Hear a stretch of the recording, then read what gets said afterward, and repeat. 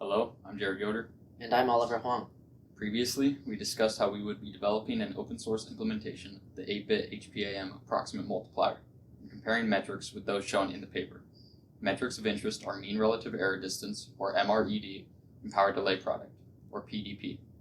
Since we use a different PDK than the paper does, we expect the PDP values to differ, but we hope the same trends will be seen when graphed against other designs. As for MRED, we expect to see very similar results as it is a metric related to logic design rather than process. Today we will be discussing our preliminary designs and results. We started with establishing a baseline exact multiplier. The HPAM paper uses a Wallace tree multiplier for this, so we did the same.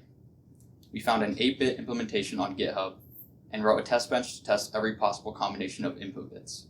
We plan to use the same test bench to test every multiplier, so we had the test bench calculate and print out the MRED of the multiplier. Like expected for an exact design, the Wallace tree multiplier had an MRED of 0. In most multiplier designs, the computation takes place across 3 stages.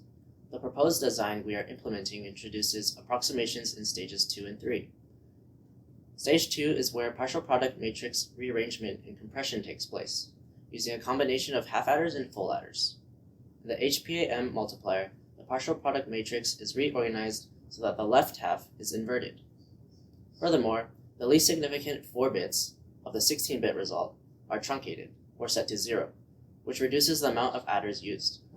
We successfully incorporated these changes into stage 2 of our Wallace tree design, and saw that the MRED was now non-zero, though still small. For power and delay metrics, we pushed the original Wallace tree multiplier through synthesis and place and route using the SkyWater Sky130 PDK. Since the design is purely combinational, we decided to add flip-flops at the inputs and output to get a timing report. From the Innovis reports after place and route, we saw a data path delay of 20.787 nanoseconds and combinational power of 0.187 milliwatts. We did the same for the version with the HPAM approximation in stage 2 and saw a data path delay of 13.096 nanoseconds and combinational power of 0.05599 milliwatts. Along with our completion of stage 2 approximation, we've begun work towards implementing stage 3 of the architecture.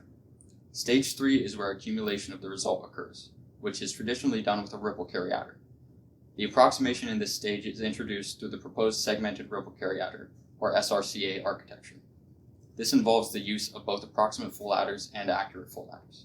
We have drafted the RTL for the SRCA, and we will soon test and implement it into the full design module to test for MRED and PDP metrics, completing the HPAM architecture.